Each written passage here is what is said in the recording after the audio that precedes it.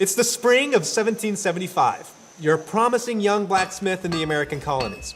Life is hard, but getting better. Your boss is trading his usual glaring for actual compliments. Not bad, son. And a girl named Mary begins expressing interest. You're pretty sure. Your heart flutters, and you lose yourself in the thought of a happy ever after. But then, Look at the news. there's talk of war. People in your town are tired of taxes and tyranny, It's time to fight. they say. Defend your country. They say. We will probably not die. They don't say. So after a little healthy pressure, you enlist in the army and grab your musket and march to a field. But the field is full of red soldiers pointing their guns at you. It hits you that this may be the last thing you ever see. No more blacksmith, no more Mary. You raise your musket. Your hands are sweating and you're feeling sick. When all of a sudden, you smell pizza rolls. And remember, oh yeah, your life is actually really good. Because it's the 21st century and you don't actually have to fight in a war for the freedom of a brand new country. But a lot of people did fight, and a lot of people did actually die. The sacrifices they made were very real. And it's those sacrifices that we are benefiting from today. Today on TBH History, we are going to look at the American Revolution and the sacrifices made by those who chose to fight for independence against the greatest power on earth. I'm Lem, And I'm Daniel. and this is TBH History. It's 1776, and the founders just signed the Declaration of Independence, a document declaring their independence from Great Britain, making them their own country, the United States of America. It's monumental, it's exciting, but it's terrifying. Declaring their independence is an act of treason against the greatest empire on earth. And when you commit treason, you die. Or at least you're supposed to. Signing the Declaration of Independence was ultimately the easy part. Now the signers and the colonies would have to face the full wrath of the King of Britain, King George III, who also happened to have some control issues. Many believed there was no way the Americans could possibly win, but they believed the ideas of equality and liberty in the Declaration of Independence were worth fighting for, even dying for. I mean, think about that. They were willing to die for what they believed in, and many of them would never even see the fruits of what they were sacrificing for. Over the course of the Revolutionary War, 6,800 Americans would die in battle, and 17,000 would die from disease, with another 6,100 wounded and 20,000 taken prisoner.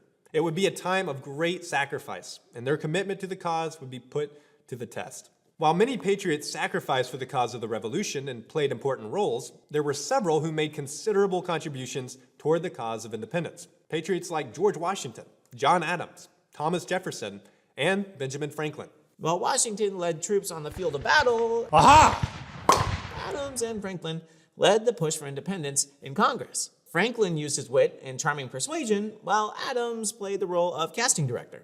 Oh, George, I knew you'd be perfect for this part. Not only did Adams nominate Washington to serve as commander-in-chief of the Continental Army, he also suggested that Thomas Jefferson write the draft for the Declaration of Independence. But I want to ride the horse. No, no, no. You write the declaration, I want George on the horse. And Jefferson, a brilliant writer, was the ideal choice. Adams, Franklin, Jefferson, and others would travel across the Atlantic Ocean to Europe to secure foreign support. John Adams, you still smell like a fish. Their efforts paid off in 1778 when the French government agreed to an alliance with the Americans against the British. Historians believe that without French support, America might not have actually won independence. They provided weapons, leadership, training, and most importantly, a naval blockade that hurt Britain's ability to support their troops. Like most wars, the Revolutionary War had its highs and lows. After Washington's army suffered a disastrous defeat in New York in the summer of 1776, the Americans appeared to be on the brink of complete failure.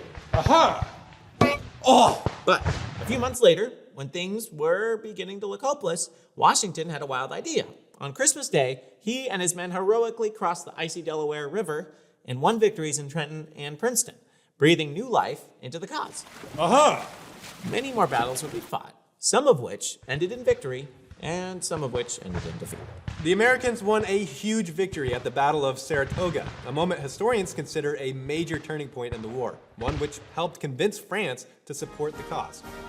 Still, thousands of Americans would die in camps during harsh winters, especially in Valley Forge, Pennsylvania. Hey man, I'm cold. At times, the Continental Army ran out of money and clothing, forcing soldiers to march on the snow barefoot. My toes! They're gone! Washington and his men would also suffer a painful betrayal in 1780 when one of his top generals, Benedict Arnold, abandoned the Americans and switched over to the enemy. Psych. Despite these hardships, Washington and his army endured. In 1781, everything came together. A large British force under General Charles Cornwallis was camped in Yorktown, Virginia, and the Americans and the French made a sneaky plan to defeat Cornwallis. The French Navy trapped him from being able to escape by sea, and Washington's army captured him on land. Aha! On October 19, 1781, Cornwallis surrendered, and it was this defeat at Yorktown that convinced the British government to give up. They knew they probably just couldn't win at this point, you know? Throughout 1782 and 1783, John Adams, Benjamin Franklin, and a few other founders negotiated a treaty with Britain to end the war. But they were sore losers and refused to pose for this painting. Bad. Even though the war looked like it was ending, some in America wondered if their country could even survive without a king. The Americans may have been fighting against a king, but many felt the only way to govern such a big country was to have one person ruling over everything. One officer in the Continental Army even suggested that George Washington become that king, since he had won the war. Hey, George, why don't you do it? Washington, however, had spent the entire war fighting against the idea of a king. He was willing to stick to his belief that the people could govern themselves. So Washington did the unthinkable. After the peace treaty of 1783, he stunned the world by resigning his commission as commander-in-chief of the United States, bidding his troops farewell, giving up all of his power, and returning home to his farm at Mount Vernon, Virginia. No more posing. Okay, maybe one more pose. In doing so, the leader of the American Revolution proved to the world that in this new nation, the people would govern themselves.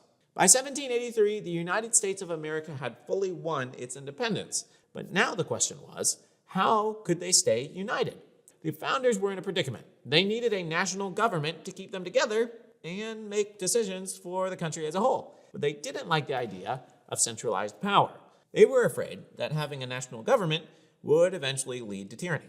So they made a brilliant document that allowed for a national government, but greatly restricted its power. This document is called the Constitution. It lays out how the national government will work, what it can do, and more importantly, what it cannot do. It gives the government the power it needs without giving it enough power to become tyrannical. The Constitution turned out to be such an effective rulebook for governance that we're still using it today, more than 2 centuries later. The United States would survive another war with Great Britain, a civil war, 2 world wars, and a lot of dramatic social changes. The ideals of the Founding Fathers would inspire people across the world to launch revolutions in their own countries, or come to America for a better life.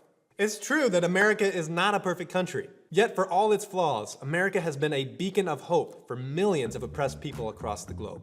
Today, more than 240 years after its birth, Americans can still be inspired by the words, "All men are created equal," and appreciate everyone who helped make those words a reality. Question: what would your life look like today without the sacrifices of the American Revolution? Be specific. Let us know in the comments below.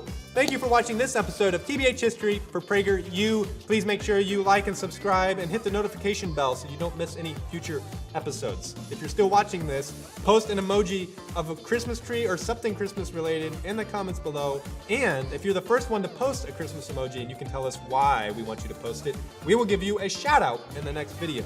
Speaking of shout outs, we need to figure out who we're shouting out this time, and so it's time for our research.